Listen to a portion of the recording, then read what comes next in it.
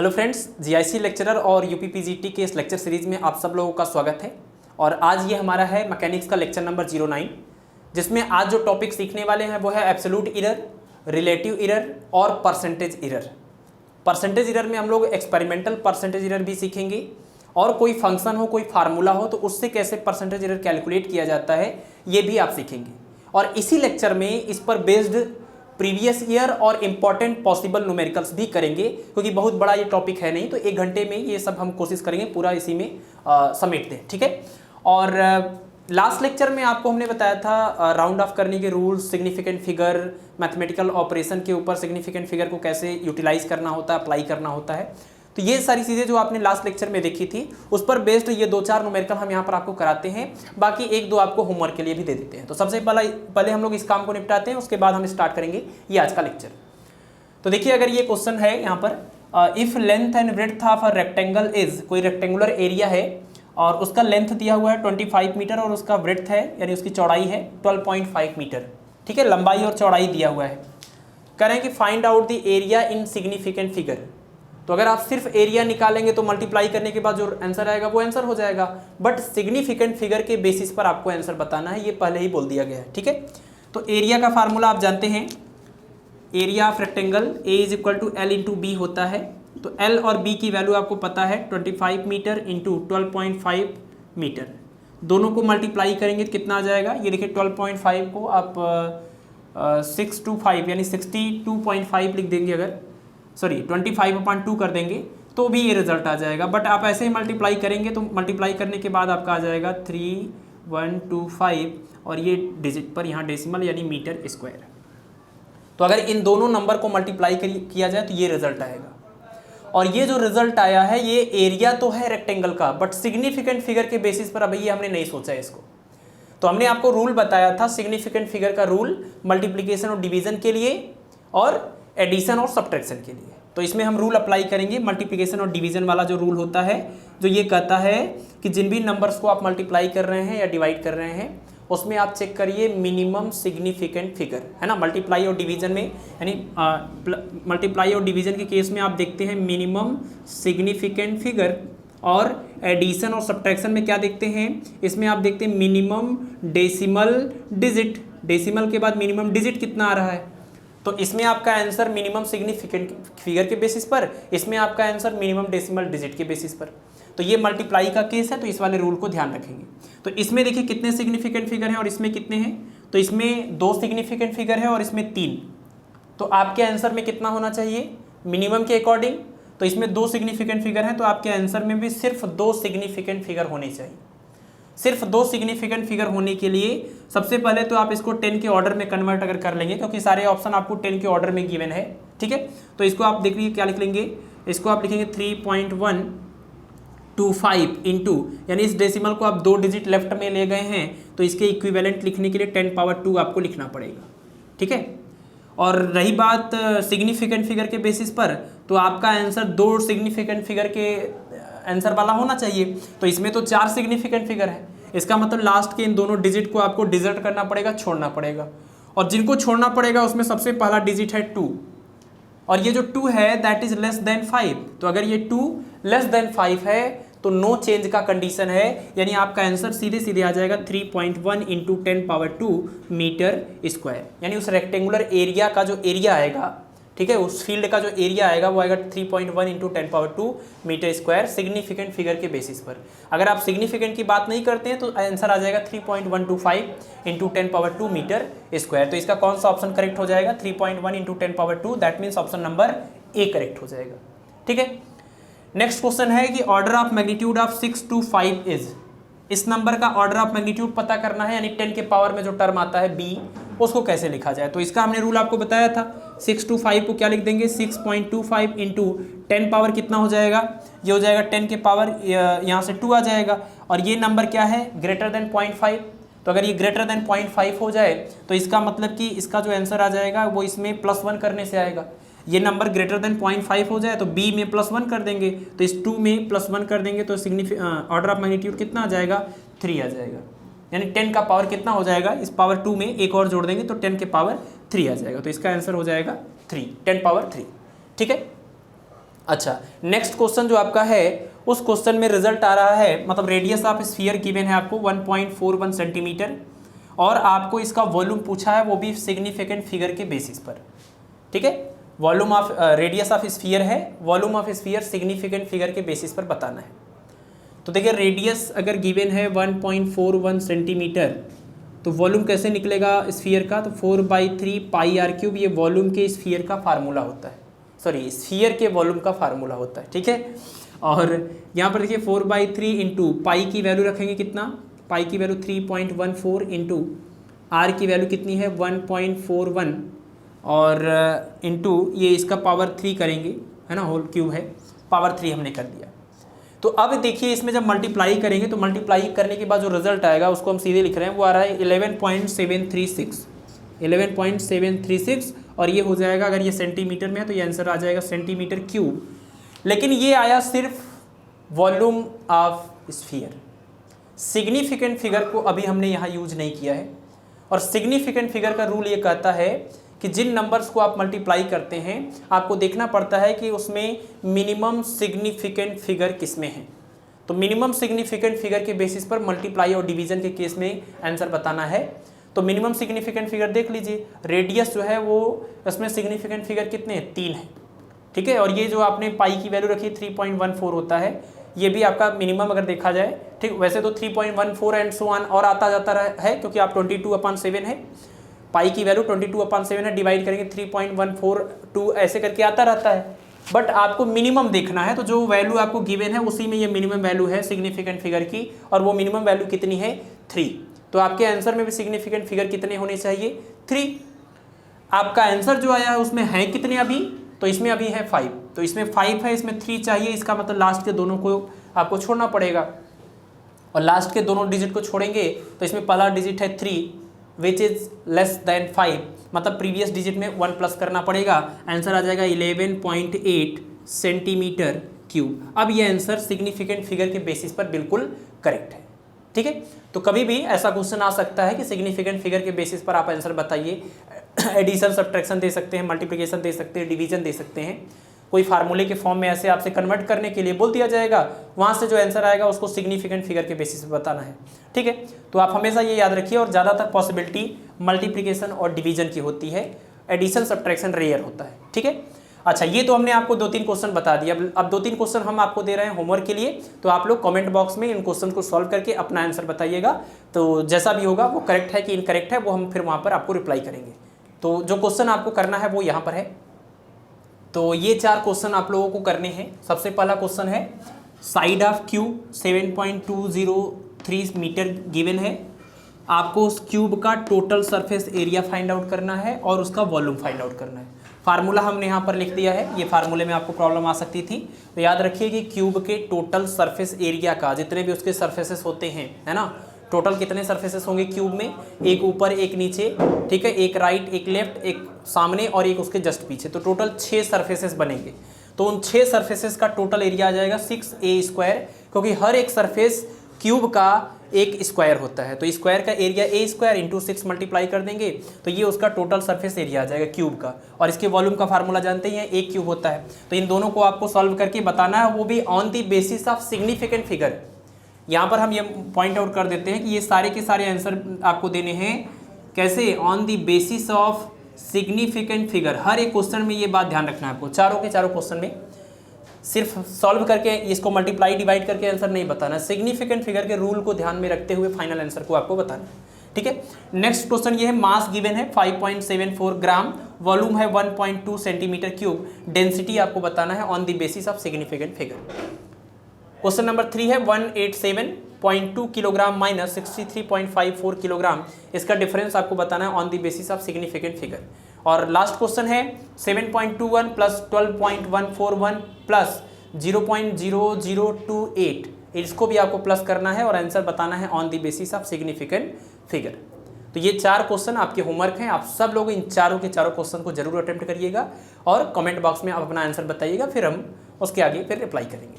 तो चलिए शुरू करते हैं आज का लेक्चर, जो कि हमारा मेन टारगेट है कि एब्सोल्यूट एरर, रिलेटिव एरर और परसेंटेज एरर। तो सबसे पहले बात करेंगे एब्सोल्यूट एरर के बारे में। एब्सोल्यूट एरर के बारे में।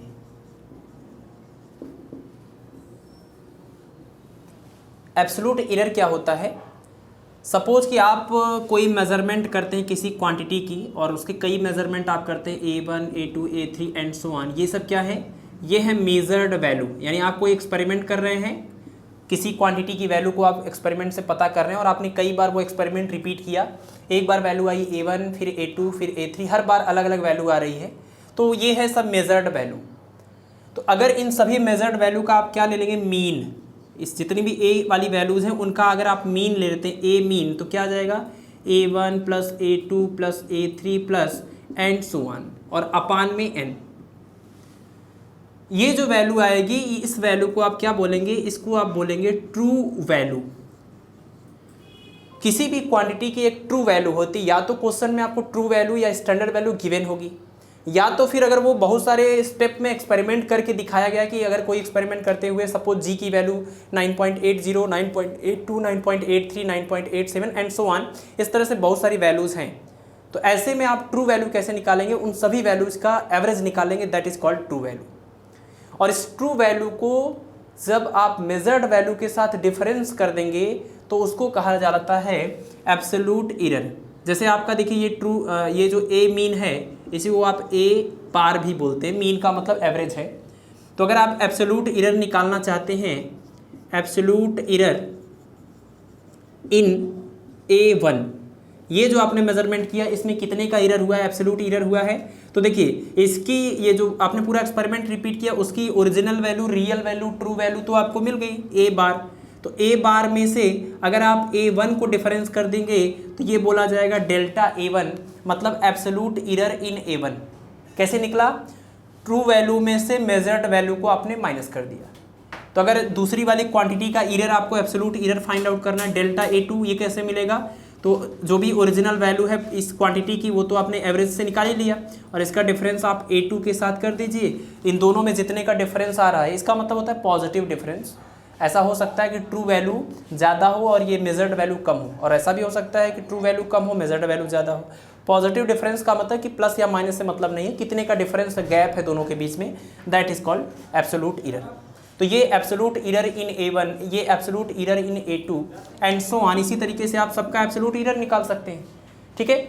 और सबका एब्सोल्यूट जो एरर आप निकालेंगे उसका भी आप एवरेज ले सकते हैं, तो उसको बोलते हैं फाइनल एब्सोल्यूट एरर, ठीक है। यानी आप ये कर सकते हैं कि delta A1 plus delta A2 plus delta A3 plus and so on, ये पूरा करेंगे। सपोज डेल्टा AN लास्ट में आ गया और n से डिवाइड कर दीजिए, तो ये जो आया वो सिंपल सा डेल्टा A आ गया, डेल्टा A। ये भी क्या है? ये भी एब्सोल्यूट एरर है।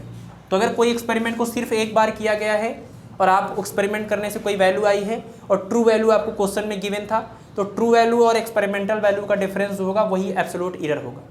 लेकिन अगर किसी एक्सपेरिमेंट को बार बार रिपीट किया गया हो और हर बार जो एक्सपेरिमेंट करने से आपका रिजल्ट आ रहा था वो आपको पता हो, तो फाइनल एब्सोल्यूट एरर निकालने के लिए क्या करेंगे? हर एक क्वांटिटी का एब्सोल्यूट एरर आप निकालेंगे, है ना। पहली बार जो मेजर करने से आया डिफरेंस कर लीजिए, दूसरी बार आएगा, तीसरी बार भी ऐसा आएगा, तो हर एक बार एब्सोल्यूट एरर निकाल के उनका एवरेज लेंगे, तो ये होगा आपका फाइनल एब्सोल्यूट एरर, ठीक है।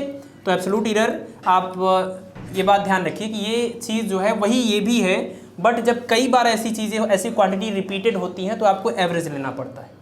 तो सिंपल सी बात जो आपको याद रखनी है यहाँ पर कि एब्सोल्यूट एरर कैसे निकलेगा? तो एब्सोल्यूट एरर जो है वो ट्रू वैल्यू का मतलब स्टैंडर्ड वैल्यू और मेजर्ड वैल्यू, इन दोनों के बीच का डिफरेंस है। ट्रू वैल्यू और मेजर्ड वैल्यू के बीच का जो डिफरेंस होता है उसी को कहते हैं, ठीक है, उसी को कहते हैं एब्सोल्यूट एरर। इसको डेल्टा के साथ एक्सप्रेस किया जाएगा। जैसे डेल्टा A क्या है? Absolute error in A, absolute error in A।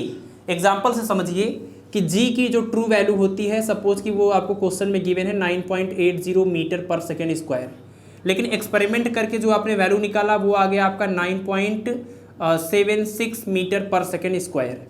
इसका मतलब कि ये जो वैल्यू है, जो वैल्यू होती है एक्चुअल में, that is true value, actual value या रियल वैल्यू या स्टैंडर्ड वैल्यू, ये इतने नाम हो सकते हैं। तो ये ट्रू वैल्यू हो गई, ये आपकी मेजर्ड वैल्यू हो गई। ट्रू वैल्यू और मेजर्ड वैल्यू के बीच का जो डिफरेंस है दैट इज एब्सोल्यूट एरर, यानी डेल्टा जी कैसे निकलेगा, तो ट्रू वैल्यू और मेजर्ड वैल्यू के बीच का डिफरेंस कर देंगे, तो डिफरेंस कर लीजिए कितना आ जाएगा 0.04 मीटर पर सेकेंड स्क्वायर। ये क्या हो गया, ये हो गया जी में एब्सोल्यूट एरर। ठीक है, तो ये सिंपल सा कॉन्सेप्ट है एब्सोल्यूट एरर का। और जब अब अगले स्टेप में अगर हम बात करें एब्सोल्यूट एरर, अगर आपको समझ में आ गया तो जैसे ही आप इस एब्सोल्यूट एरर को ओरिजिनल वैल्यू से डिवाइड कर देंगे, जैसे ही इस एब्सोल्यूट एरर को आप ट्रू वैल्यू या ओरिजिनल वैल्यू से डिवाइड कर देंगे, वो जो रिजल्ट आएगा that is called relative error. यानी अगर आपको रिलेटिव एरर समझना है, रिलेटिव का मतलब आप समझ रहे हैं ना, है ना, ये तो एब्सोल्यूट एरर आ गया। अब ये जो एरर आया वो ओरिजिनल वैल्यू के रिस्पेक्ट में कितने ज़्यादा है, उससे जब आप कंपेयर कर देंगे ओरिजिनल वैल्यू से तो इसको रिलेटिव बोलेंगे। अभी एब्सोल्यूट है अपने आप में, ठीक है। तो रिलेटिव एरर का मतलब, जैसे आपको रिलेटिव एरर लिखना हो, रिलेटिव एरर इन, अच्छा एक और नाम है इसका, इस रिलेटिव एरर को ही फ्रैक्शनल एरर भी बोलते हैं, इसी को फ्रैक्शनल एरर भी बोला जाता है। तो रिलेटिव एरर इन क्वांटिटी है कोई ए, कैसे निकलेगा रिलेटिव एरर, तो उसका एब्सोल्यूट एरर और अपान में उसकी ओरिजिनल वैल्यू, यानी आप ये लिख सकते हैं कि relative error is equal to absolute error upon original value या ट्रू वैल्यू। तो सबसे पहले आपको निकालना पड़ता है एब्सोल्यूट एरर, जो कि ट्रू वैल्यू और मेजर्ड वैल्यू के बीच का डिफरेंस होगा। और जब आपका एब्सोल्यूट एरर मिल जाएगा तो इस एब्सोल्यूट एरर को आप डिवाइड कर दीजिए ट्रू वैल्यू से, ओरिजिनल वैल्यू से, मेजर्ड वैल्यू से, सॉरी एक्चुअल वैल्यू से, तो आपको मिल जाएगा रिलेटिव एरर। एग्जाम्पल के लिए आप देखिए कि जी की वैल्यू ये ट्रू वैल्यू है, ये जो जी की वैल्यू है वो है ट्रू वैल्यू, और ये है आपको दिया हुआ मेजर्ड वैल्यू है, ये आपने मेज़र किया, मान लीजिए एक्सपेरिमेंट किया, मेजर्ड वैल्यू, तो ट्रू वैल्यू मिल गई, मेजर्ड वैल्यू मिल गई, तो आपने दोनों का डिफरेंस कर दिया। ये क्या है, ये है आपका absolute error, delta G equal to G minus G dash. Absolute error आपको मिल गया, तो रिलेटिव एरर कैसे निकलेगा, तो देखिए relative error in G is equal to delta G यानी एब्सोल्यूट एरर अपान जी यानी ट्रू वैल्यू।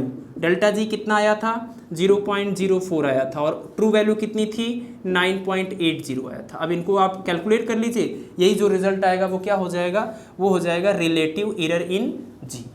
क्लियर है, सिंपल सी बात है कि एब्सोल्यूट एरर का ये फार्मूला याद रखिए और रिलेटिव एरर का ये कॉन्सेप्ट याद रखिए कि एब्सोल्यूट एरर अपान ट्रू वैल्यू।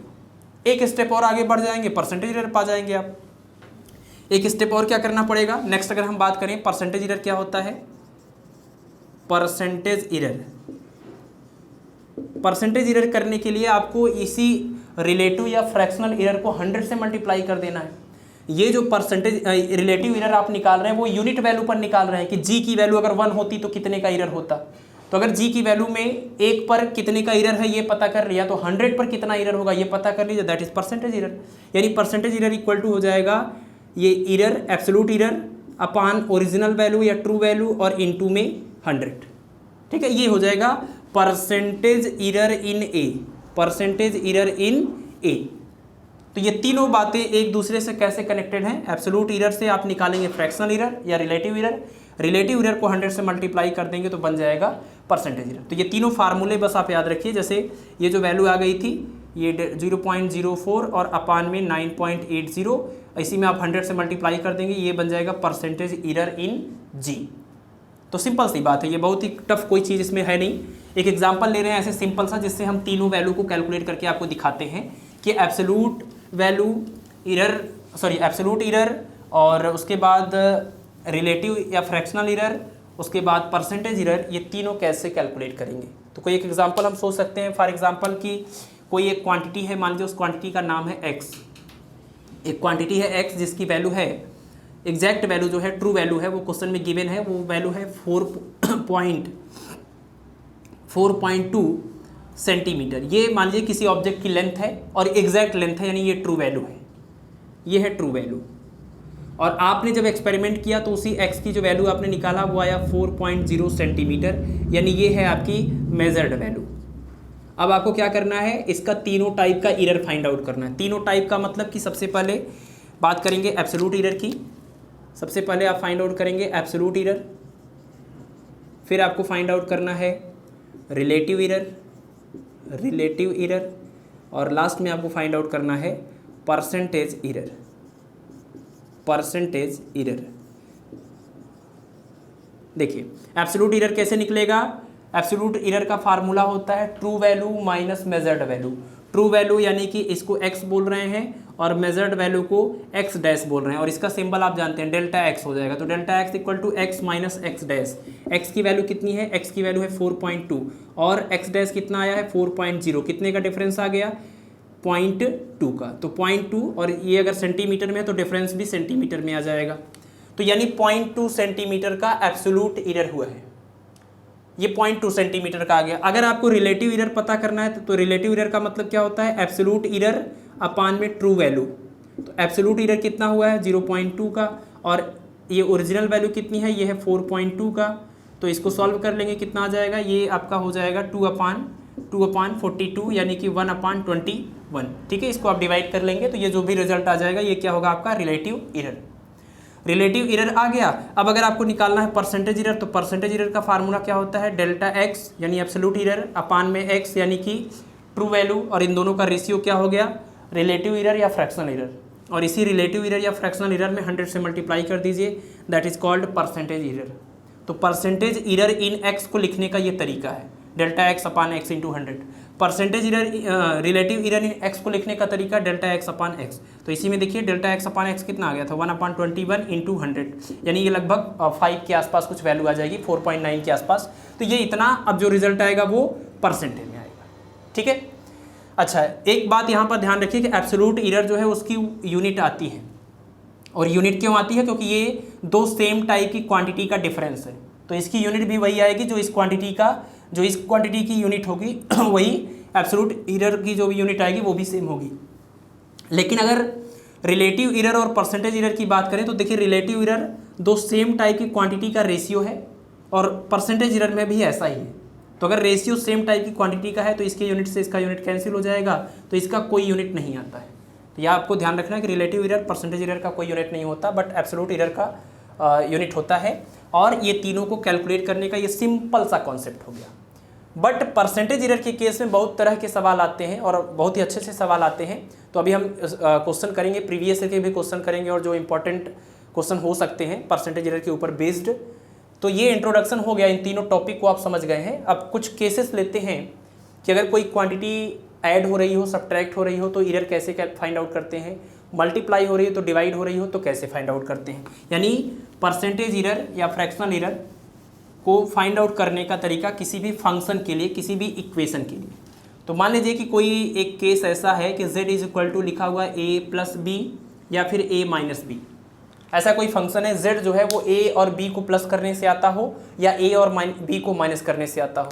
तो जब इसको आप कन्वर्ट करेंगे इसके एब्सोल्यूट इरर में, तो delta z is equal to आप लिख सकते हैं डेल्टा a प्लस में डेल्टा b। इसको एज एक रूल की तरह आप याद रखिए कि जब नंबर्स ऐड होते हैं या सब्ट्रैक्ट होते हैं तो एब्सोल्यूट इरर जो होता है वो बाकी दोनों नंबर्स के या दो से ज़्यादा भी नंबर्स अगर हैं उन सभी के एब्सोल्यूट इरर के सम के इक्वल होता है। चाहे क्वेश्चन में मतलब कोई इक्वेशन में सम हो रहा हो या डिफरेंस, हमेशा आपको आंसर जो निकालना है वो सम करके ही निकालना है, क्योंकि बात हमेशा हम किसकी करते हैं, मैक्सिमम की करते हैं। ध्यान रखिएगा, किसी भी एक्सपेरिमेंट को जब हम करते हैं तो जब हम इरर फाइंड आउट करते हैं वो मैक्सिमम पॉसिबल इरर की बात करते हैं। इसी वजह से एक्सप्रेशन आपका चाहे पॉजिटिव प्लस का हो चाहे माइनस का हो, इरर की जब बात आएगी तो जो आप फाइंड आउट करके निकालेंगे वो प्लस का ही आएगा। ठीक है, ये कन्फ्यूजन नहीं होना चाहिए। दूसरा कि अगर मान लीजिए z जो है वो a इंटू बी करके आता हो, a और b को मल्टीप्लाई करने से z आता हो, तो इसका आप अगर निकालेंगे इरर तो कैसे आएगा, तो डेल्टा z कैसे आएगा। तो इसका जो डेल्टा z आता है, डेल्टा z अपान z, बल्कि फ्रैक्शनल इरर की बात करें तो डेल्टा z अपान z आता है delta a upon a plus delta b upon b से। ठीक है, अगर आपको इसमें भी निकालना है फ्रैक्शनल इरर तो डेल्टा z अगर आपका यहाँ से निकल जाएगा तो डेल्टा z निकलने के बाद, यानी डेल्टा z निकल गया, कैलकुलेट कर लिया आपने, डेल्टा z में z की वैल्यू से आप डिवाइड कर दीजिए, z यहाँ से निकल जाएगा a प्लस बी या a माइनस बी करने से, z आपका यहाँ से मिलेगा, डेल्टा z आपका यहाँ से मिलेगा, आपस में आप डिवाइड कर दीजिए, जो भी आंसर हो सकता है वो आ जाएगा। बट मल्टीप्लाई के फॉर्म में आप बड़े ही आसान तरीके से लिख सकते हैं, z equal to a into B है तो इसको सीधे रिलेटिव इरर के रूप में आप लिख सकते हैं, यानी रिलेटिव इरर हो गया ये, रिलेटिव इरर तो ये तरीका होता है delta Z upon Z equal to delta A upon A, और इस इंटू को क्या कर दिया हमने प्लस, इंटू को क्या कर दिया प्लस, और डेल्टा बी अपान बी। तो ये रिलेटिव एरर के फॉर्म में हो गया। परसेंटेज एरर में भी कन्वर्ट कर सकते हैं, कैसे? तो delta Z upon Z into 100 कर देंगे, इधर 100 से मल्टीप्लाई करेंगे तो इधर भी करना पड़ेगा, delta A upon A into 100 और plus delta B upon B into 100। तो यानी ये पूरा एक्सप्रेशन अब आपका परसेंटेज एरर में कन्वर्ट हो गया। ठीक है, ये तो हमने मल्टीप्लाई का फॉर्म बता दिया। मल्टीप्लाई का फॉर्म और डिवाइड का फॉर्म एकदम सेम होता है, जैसे प्लस और माइनस का फॉर्म सेम होता है वैसे मल्टीप्लाई और डिवाइड का फॉर्म भी सेम होता है। तो अगर यहाँ मल्टीप्लाई की बजाय डिवाइड हो रहा होता है ना, इसी के पैरेलल अगर हम देखें तो आंसर सेम आएगा। अगर ये मल्टीप्लाई की बजाय डिवाइड हो रहा था, z equal to A upon B होता, तो जब फ्रैक्शनल एरर में कन्वर्ट करते डेल्टा जेड अपान जेड, वैसे अगर देखा जाए तो इस b को जब ऊपर ले जाएंगे तो ये माइनस हो जाता है इसका पावर, और इसकी वजह से रिजल्ट आता है delta A upon A minus delta B upon B. ठीक है, अगर ये अपान के फॉर्म में है तो आता तो यहाँ से माइनस है, लेकिन हमको जो फाइनल आंसर लिखना होता है एरर के केस में वो मैक्सिमम एरर की हम बात करते हैं। तो मैक्सिमम एरर तो तभी आएगा ना जब ये दोनों एरर प्लस होंगे आपस में। तो चाहे मल्टीप्लाई का केस हो चाहे डिवाइड का केस हो, जब उसको फ्रैक्शनल एरर में आप कन्वर्ट करके फाइनल आंसर की बात करेंगे तो वो इनको प्लस ही करना पड़ेगा। और फिर से परसेंटेज एरर के लिए क्या करेंगे, मल्टीप्लाई कर देंगे दोनों साइड 100 से, तो delta Z upon Z into 100 is equal to delta A upon A into 100 और plus delta B upon B into 100। ठीक है, तो चाहे मल्टीप्लाई हो रहा हो फंक्शन चाहे डिवाइड हो रहा हो, फ्रैक्शनल एरर में कन्वर्ट करेंगे तो ऐसे आएगा और परसेंटेज एरर में कन्वर्ट करेंगे तो ऐसे आएगा। तो प्लस माइनस के लिए और मल्टीप्लाई डिवाइड के लिए किसी भी एक्सप्रेशन को, किसी भी फार्मूले को परसेंटेज एरर या फ्रैक्शनल एरर में कन्वर्ट करने का एक सिंपल सा तरीका हुआ। अच्छा, एक और बात हो सकती है यहाँ पर अलग जो चीज़ आपको मिलेगी वो ये कि अगर कोई फंक्शन मान लीजिए कि पावर के फॉर्म में दिया हुआ है, पावर के फॉर्म का मतलब z इक्वल टू आपको हो सकता है मिले a power p b power q upon c power r, ऐसा कोई फार्मूला आपको मिल जाए जहाँ पर p q और r कॉन्स्टेंट्स हैं, कोई नंबर्स हैं। इनको अगर परसेंटेज एरर में कन्वर्ट करना है तो क्या रूल होता है, सिंपल सा रूल है, z की जगह पर आप लिखेंगे डेल्टा z अपान z इंटू 100। हम डायरेक्ट परसेंटेज एरर में इस एक्सप्रेशन को लिख रहे हैं, is equal to a power p है तो हमेशा ऐसे केस में क्या करना है, पावर को सामने ले आना है और इस क्वांटिटी के साथ मल्टीप्लाई करना है। तो p को सामने ले आएंगे तो p इंटू, अब ब्रैकेट में क्या लिखेंगे, ये वाले पार्ट का इस वाले टर्म का परसेंटेज एरर। तो a में परसेंटेज एरर का मतलब डेल्टा a अपान a, अभी तो ये रिलेटिव हुआ, इंटू 100 कर दीजिए, अब परसेंटेज हो गया। ठीक है, और ये देखिए बीच में क्या है, इंटू है, तो हमने आपसे बताया कि इंटू को क्या कर देते हैं, प्लस कर देते हैं, यहाँ पर प्लस कर दीजिए। जैसे ही प्लस कर देंगे अब बचा b पावर q, तो q जो पावर है उसको सामने ले आइए, अपान ऐसे ले आइए सामने, और b की जगह पर लिखिए। अब पूरा एक्सप्रेशन परसेंटेज एरर का लिख रहे हैं तो इसको भी लिखना पड़ेगा, delta b upon b into 100। ठीक है, अब तीसरा जो टर्म है वो अपान में है, तो हमने आपसे बताया वैसे तो अपान की वजह से माइनस आता है, बट जब हम परसेंटेज एरर कैलकुलेट कर रहे होते हैं तो मैक्सिमम परसेंटेज एरर की बात करते हैं, तो इसका मतलब ये भी हो जाएगा प्लस, और c पावर r है तो इसको लिखेंगे r, और c की जगह पर डेल्टा c अपान c इंटू 100। तो कोई भी एक्सप्रेशन, कोई भी फार्मूला अगर ऐसे इस तरह से लिखा हुआ है तो उसको परसेंटेज एरर में कन्वर्ट करने का ये तरीका है, और यही आपको जानना भी चाहिए, ये ज़रूरी है क्योंकि सारे क्वेश्चंस ज़्यादातर पॉसिबिलिटी है कि वो इसी टाइप पर होते हैं, इसी पर बेस्ड होते हैं। तो एक तो आपको पता हो कि डेल्टा z अगर लिखा है तो उसका मतलब होता है एब्सोल्यूट एरर, डेल्टा z अपान z लिखा हुआ है इसका मतलब रिलेटिव या फ्रैक्शनल एरर, डेल्टा z अपान z इंटू 100 लिखा हुआ है तो उसको बोलते हैं परसेंटेज एरर। और किसी भी गिवन एक्सप्रेशन को, गिवन फार्मूले को परसेंटेज एरर में कैलकुलेट करने का या लिखने का ये तरीका आपको पता होना चाहिए। ठीक है, तो ये इतनी ही चीज़ें हैं इसमें परसेंटेज एरर में। एक और बात यहाँ पर आती है कि एक्सपेरिमेंटल परसेंटेज एरर करके भी क्वेश्चन पूछा जाता है। एक्सपेरिमेंटल परसेंटेज एरर तो कोई अलग चीज़ तो नहीं है, बट आप इसको भी याद रखिए, एक्सपेरिमेंटल परसेंटेज एरर। तो कभी भी परसेंटेज एरर जब निकालते हैं तो करते क्या है, absolute error upon original value into 100 करते हैं। वही बात यहाँ भी होती है, बट उसको आप डायरेक्ट देख लीजिए, एब्सोल्यूट एरर कैसे निकला था, एब्सोल्यूट एरर कैसे निकला था, true value minus measured value से। तो यहाँ भी वही करते हैं, true value minus measured value, but बोलने का तरीका थोड़ा अलग होगा। ट्रू वैल्यू ना बोल के यहाँ एक्सपेरिमेंटल वैल्यू बोलते हैं। ठीक है, या सॉरी मतलब जो वैल्यू एग्जैक्ट आपको पता होगा वो उसको हम बोलेंगे स्टैंडर्ड वैल्यू। ठीक है, स्टैंडर्ड वैल्यू, और जो एक्सपेरिमेंट करके आप निकालेंगे वो थोड़ा ओरिजिनल वैल्यू स्टैंडर्ड वैल्यू से थोड़ा अलग हो सकता है, गलत भी हो सकता है, तो वो वाली वैल्यू को हम एक्सपेरिमेंटल वैल्यू बोलते हैं। तो इसी को ये बोलने का थोड़ा सा तरीका बदल जाएगा, बस चीज़ लेकिन वही है। Experimental percentage error equal to standard value minus experimental value, और अपान में वही जो सही वाला है, सही वाला मतलब स्टैंडर्ड वैल्यू या ट्रू वैल्यू, और इनटू इसी में क्या कर देंगे 100, तो ये हो जाएगा एक्सपेरिमेंटल परसेंटेज एरर। तो इसको अलग से कुछ याद रखने की जरूरत नहीं है, बट एक बार हमने मेंशन कर दिया तो आपको पता रहेगा कि ये चीज़ें अलग नहीं है। यहाँ पर देखिए ट्रू वैल्यू ये है और मेजर्ड वैल्यू ये है, तो true value minus measured value कर रहे हैं यानी ये एब्सोल्यूट एरर है, और अपान में ये ओरिजिनल वैल्यू या रियल वैल्यू लिख रहे हैं यानी ये फ्रैक्शनल एरर है, और 100 से मल्टीप्लाई कर दिया इसका मतलब ये परसेंटेज एरर है। ठीक है, तो इतनी चीज़ें आप याद रखिए एब्सोल्यूट एरर, रिलेटिव और परसेंटेज एरर के लिए। अब हम लोग क्या करने वाले हैं, जितने भी प्रीवियस ईयर के क्वेश्चन आए हैं परसेंटेज एरर के ऊपर बेस्ड, वो हम यहाँ पर प्रैक्टिस करेंगे और कुछ क्वेश्चंस आपको भी देंगे। तो चलिए शुरू करते हैं। तो देखिए question number 1, percentage error in force में परसेंटेज एरर है 4%, और परसेंटेज एरर इन एल का मतलब यहाँ लेंथ या साइड है, और किसका साइड है, स्क्वायर का। ठीक है, तो किसी स्क्वायर के लेंथ के में परसेंटेज एरर 2% है, और जो फोर्स है उसके मेजरमेंट में परसेंटेज एरर है 4%। कह रहे हैं find out the percentage error in pressure, तो प्रेशर में कितने परसेंट का एरर होगा। अगर फोर्स को मेज़र करने में और स्क्वायर के लेंथ को मेज़र करने में कुछ परसेंटेज एरर हो जाएं दोनों में अलग अलग, तो प्रेशर में कितना परसेंटेज एरर होगा। इसका मतलब कि प्रेशर जो है वो फोर्स और लेंथ पर डिपेंड करता है। तो आप फार्मूला जानते ही होंगे, प्रेशर का फार्मूला क्या होता है, pressure P is equal to होता है force upon area. Pressure P is equal to force upon area, और एरिया जो है वो एरिया किसका एरिया, तो यहाँ पर बात स्क्वायर की हो रही है, तो स्क्वायर का एरिया मतलब साइड का स्क्वायर। ठीक है, इसका मतलब कि प्रेशर जो है वो फोर्स और लेंथ पर या साइड पर इस तरीके से डिपेंड करता है। तो आपको फोर्स और लेंथ का परसेंटेज एरर गिवन है, आपको प्रेशर का परसेंटेज एरर पूछा जा रहा है। तो प्रेशर में परसेंटेज एरर का मतलब कि इसको कैसे हम सिंबॉलिकली कैसे लिखेंगे।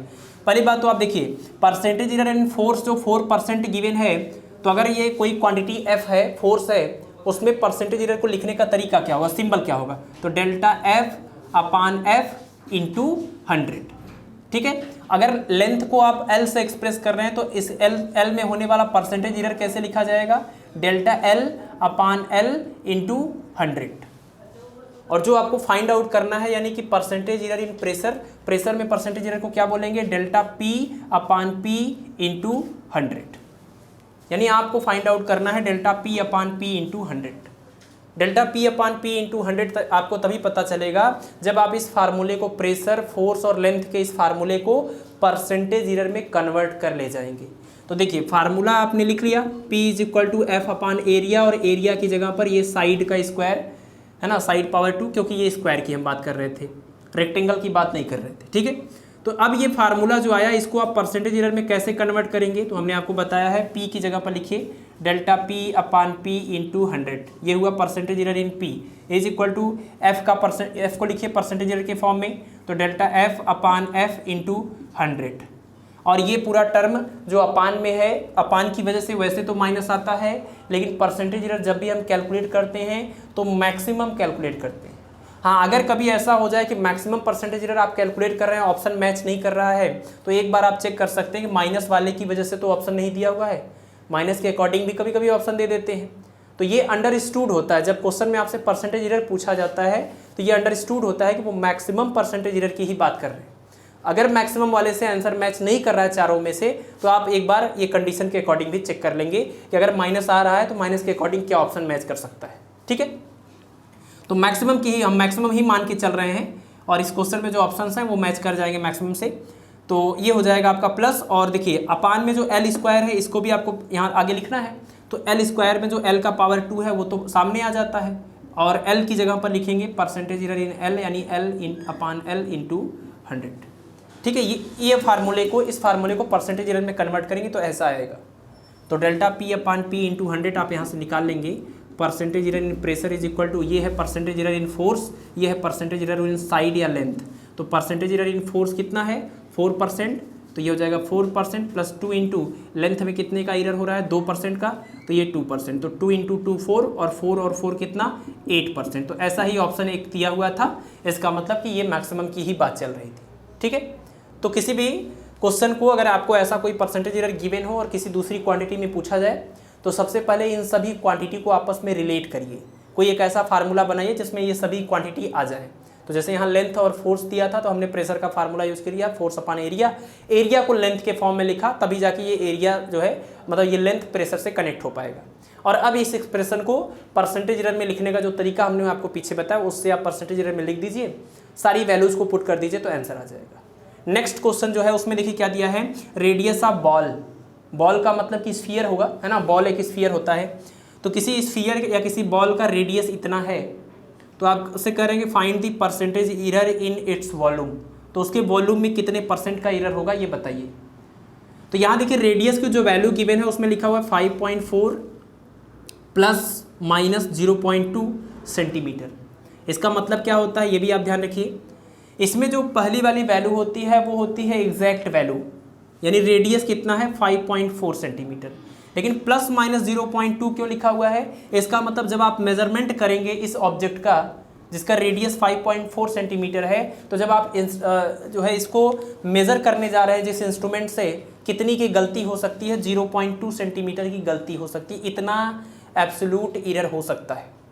और किसी भी इंस्ट्रूमेंट से जो मैक्सिमम एरर होता है उसी को हम उस इंस्ट्रूमेंट का वो लीस्ट काउंट के इक्वल होता है। तो इसका मतलब जिस भी इंस्ट्रूमेंट से ये मेज़र किया जा रहा है उसका लीस्ट काउंट 0.2 सेंटीमीटर है, मतलब वो 0.2 सेंटीमीटर की गलती कर सकता है।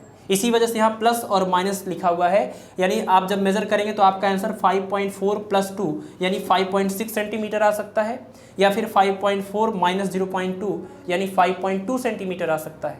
तो 5.4 से 0.2 ज़्यादा भी आ सकता है और उससे 0.2 कम भी आ सकता है, दैट मीन्स इतने का एरर पॉसिबल है।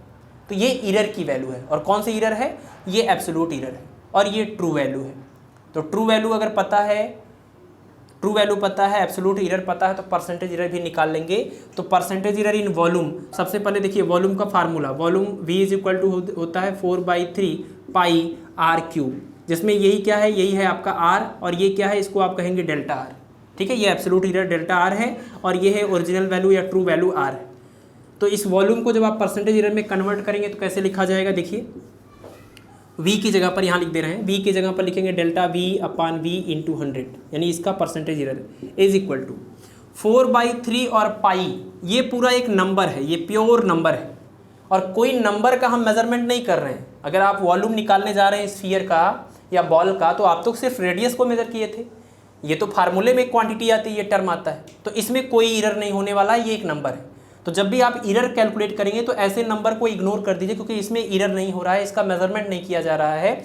तो percentage error in volume is equal to, बस इसको आप देखिए r⁻³ को और इसका 3 सामने ले आइए और इस r की जगह पर क्या लिखेंगे, delta R upon R into 100, ये हुआ परसेंटेज एरर इन R। ठीक है, 3 times percentage error in radius, तो लिख लीजिए 3 इंटू डेल्टा R की वैल्यू कितनी है, डेल्टा R मतलब एब्सोल्यूट एरर, एब्सोल्यूट एरर कितना है, ये 0.2, तो ये 0.2 और अपान R की वैल्यू कितनी है, तो R की वैल्यू है यहाँ पर 5.4, ये आ जाएगा 5.4 और इनटू में कितना कर देंगे 100, बस इसी को सॉल्व कर लीजिए आपका आंसर आ जाएगा। ठीक है, तो ये आपका सिंपल सा है, ये 2/54 हो जाएगा। 2/54 को जब आप कैंसिल करेंगे तो कितना आ जाएगा, 27 आ जाएगा। ठीक है, इसको आप कैंसिल करेंगे 27 आ जाएगा और 3 से कैलकुलेट करेंगे कितना आ जाएगा, 9 आ जाएगा। तो 100/9 करेंगे कितना हो जाएगा, 11, 9 से डिवाइड करिए, 9 1 जा 9, कितना हो जाएगा 11 यानी 10, तो 10 पॉइंट समथिंग आ जाएगा ये आपका रिजल्ट।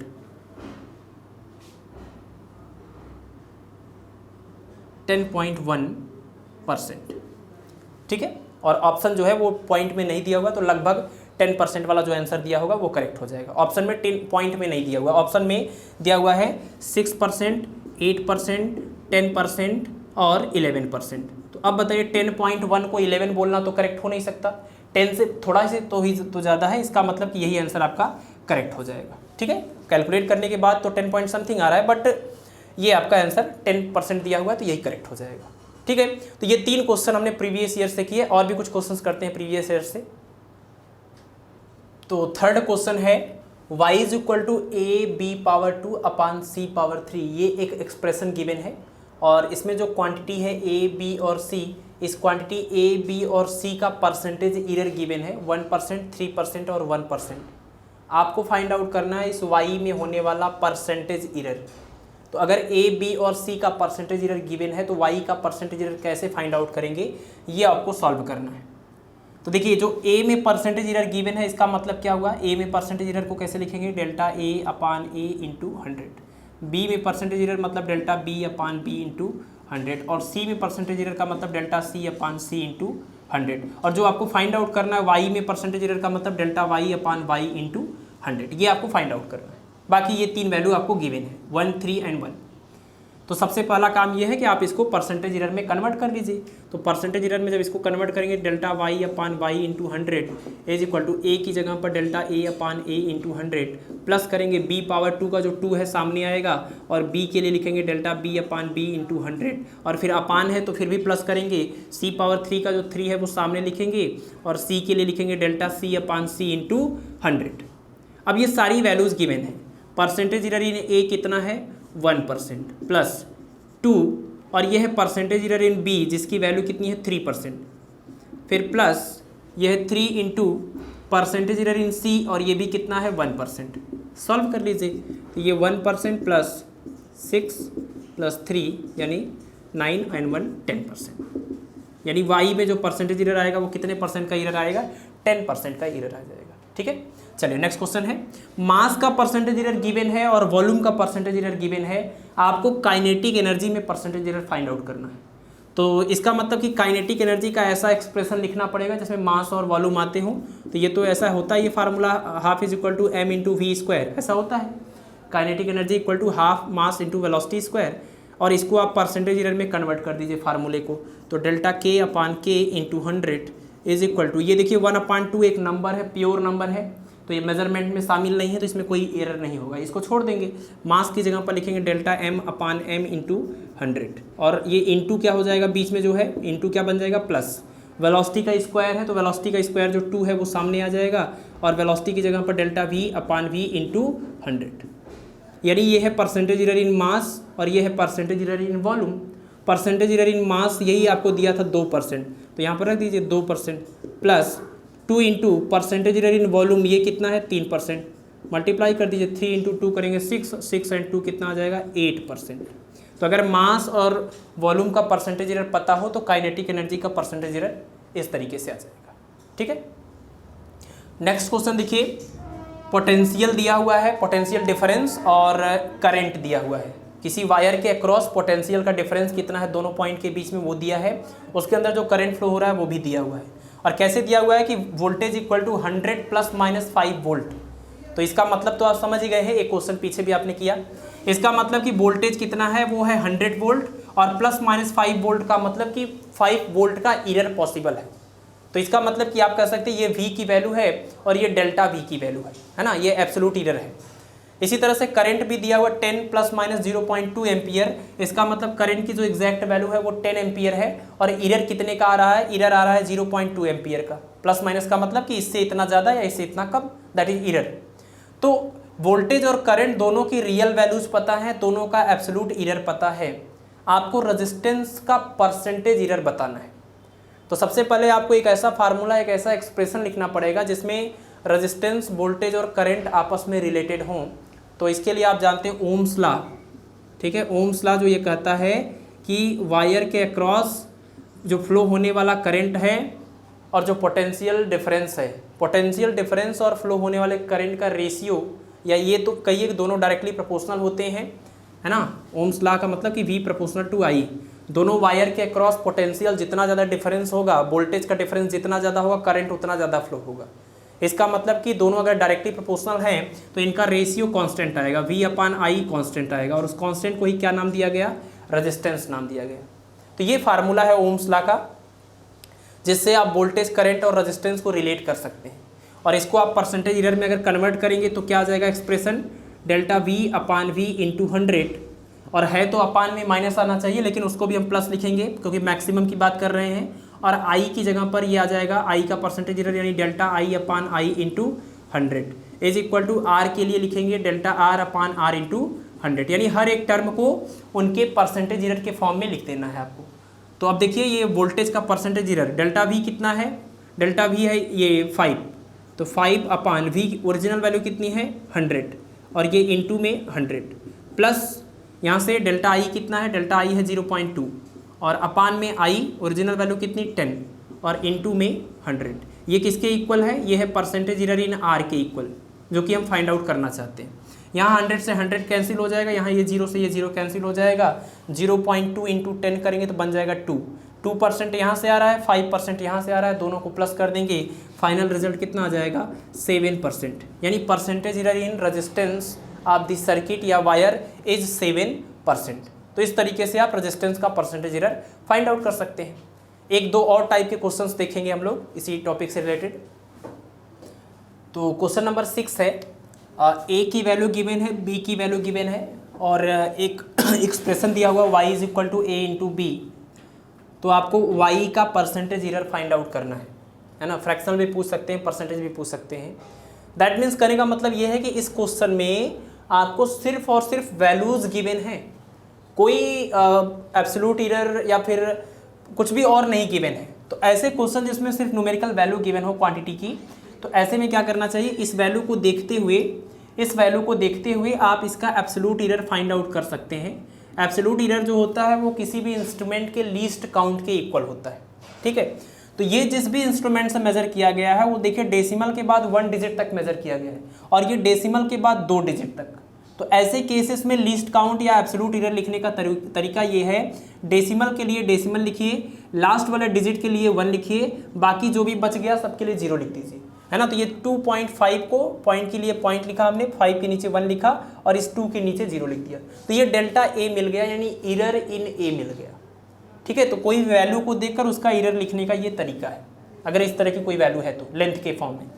अच्छा 5.00 सेंटीमीटर है तो डेल्टा बी कितना होगा, तो ये पॉइंट के लिए पॉइंट लगाएंगे, 0 0 है तो लास्ट वाला जो 0 है उसके नीचे 1 लिखेंगे और उसके पहले वाला जो 0 है उसके लिए तो 0 ही लिखेंगे, क्योंकि लास्ट वाले के नीचे 1 लिखना है, बाकी सबको 0 बना देना है। ये तरीका हो गया। तो इस तरीके से आप क्या करेंगे, अगर ए और बी आपको गिवन है तो डेल्टा ए और डेल्टा बी फाइंड आउट कर सकते हैं। जैसे मान लीजिए अगर आपको सी की वैल्यू ऐसे दिया जाए 2.571, तो इसकी वैल्यू कितनी आएगी डेल्टा सी की, तो डेसिमल के नीचे डेसिमल, लास्ट वाले डिजिट के नीचे 1, बाकी सबको क्या कर देंगे 0, ठीक है। तो वैल्यू को देख करके उसका एब्सोल्यूट एरर लिखने का ये तरीका होता है। तो अब अगर आपको y में परसेंटेज एरर चाहिए तो आप इसको परसेंटेज एरर में कन्वर्ट करिए, delta y upon y into 100 is equal to delta a upon a into 100 और plus b delta b upon b into 100। इस वाले इंटू को प्लस कर दिया हमने। तो अब तो सिंपल सा कैलकुलेशन है, डेल्टा ए की वैल्यू आप रख दीजिए 0.1, ए की वैल्यू रख दीजिए 2.5 इंटू में 100, ठीक है। कैलकुलेशन आप कर लेंगे, सिंपल सा है। Delta B upon B, delta B कितना 0.01 अपान में बी कितना 5.00 और इंटू में 100, ठीक है। अब ये पूरा सॉल्व कर लेंगे तो परसेंटेज एरर आ जाएगा वाई का। तो इस तरह के भी क्वेश्चंस की पॉसिबिलिटी होती है कि आपको ए और बी की वैल्यू, मेजर्ड क्वांटिटी की वैल्यू गिवन हो बट एरर ना बताया जाए, तो आप उसको लिस्ट काउंट के हिसाब से कंपेयर करके लिख लेंगे, ठीक है। अच्छा नेक्स्ट क्वेश्चन थोड़ा और स्पेशल है। इसमें देखिए किसी स्फीयर की बात चल रही है और इस स्फीयर के सरफेस एरिया में जो परसेंटेज एरर है वो गिवन है, तो आपसे उसके वॉल्यूम में होने वाला परसेंटेज एरर पूछ रहे हैं। ध्यान से देखिए सवाल को, कि ऐसा अभी नॉर्मल सवाल अभी आपने किया होगा। देखिए अगर सरफेस एरिया का परसेंटेज एरर गिवन है तो रेडियस का आप निकाल लेंगे, और अगर रेडियस का परसेंटेज एरर गिवन है तो आप वॉल्यूम का परसेंटेज एरर भी निकाल लेंगे। बट ये क्वेश्चन क्या कर रहा है, उन दोनों क्वेश्चंस को जोड़ कर दिया हुआ है कि सरफेस एरिया में 4% का एरर हो रहा है तो वॉल्यूम में कितने % का एरर होगा फाइंड आउट करिए। तो सरफेस एरिया और वॉल्यूम को तो डायरेक्ट नहीं कनेक्ट कर पाएंगे, बट आप देखिए कि सरफेस एरिया को रेडियस से कनेक्ट कर सकते हैं और रेडियस का कनेक्शन वॉल्यूम से है। तो आप क्या करेंगे, इसकी हेल्प से रेडियस का परसेंटेज एरर फाइंड आउट कर लीजिए और रेडियस के परसेंटेज एरर से वॉल्यूम का परसेंटेज एरर मिल जाएगा आपको, ठीक है। और क्वेश्चन इसका उल्टा भी हो सकता है, वॉल्यूम का परसेंटेज एरर आपको गिवन हो और आपसे सरफेस एरिया में परसेंटेज एरर पूछा जाए, तो क्या करेंगे, सबसे पहले इससे आप रेडियस का परसेंटेज एरर निकाल लेंगे और रेडियस का परसेंटेज एरर मिल गया तो सरफेस एरिया का भी आप परसेंटेज एरर कैलकुलेट कर सकते हैं। तो देखिए इस क्वेश्चन को कैसे सॉल्व करेंगे, बड़ा ही सिंपल सा क्वेश्चन है। सरफेस एरिया का परसेंटेज एरर है 4%, तो सरफेस एरिया का मतलब कि delta S upon S into 100, ये है सरफेस एरिया का परसेंटेज एरर। और आपसे पूछा जा रहा है वॉल्यूम का परसेंटेज एरर, यानी delta V upon V into 100, ये आपसे पूछा जा रहा है। तो देखिए स्फीयर के लिए जो फार्मूला होता है S इज इक्वल टू होता है 4πr², स्फीयर का सरफेस एरिया का फार्मूला है। और इसको जब परसेंटेज में कन्वर्ट करेंगे तो क्या आएगा, delta S upon S into 100 is equal to 4π, एक प्योर नंबर है, कोई एरर नहीं होगा, तो आर स्क्वायर को जो 2 है इसको सामने ले आएंगे और आर की जगह पर delta R upon R into 100 लिखेंगे। और सरफेस एरिया का परसेंटेज एरर कितना है 4%, तो यहाँ रख दीजिए 4% is equal to 2 times delta R upon R into 100। और इससे इसको सॉल्व कर देंगे तो delta R upon R into 100 कितना आ जाएगा, यानी रेडियस का परसेंटेज एरर आ जाएगा 2%। तो सरफेस एरिया के परसेंटेज एरर से रेडियस का परसेंटेज एरर आपको मिल गया। अब वॉल्यूम का परसेंटेज एरर कैसे निकलेगा, वॉल्यूम का फार्मूला आप यूज़ करिए स्फीयर के लिए, v is equal to 4/3 pi R cube.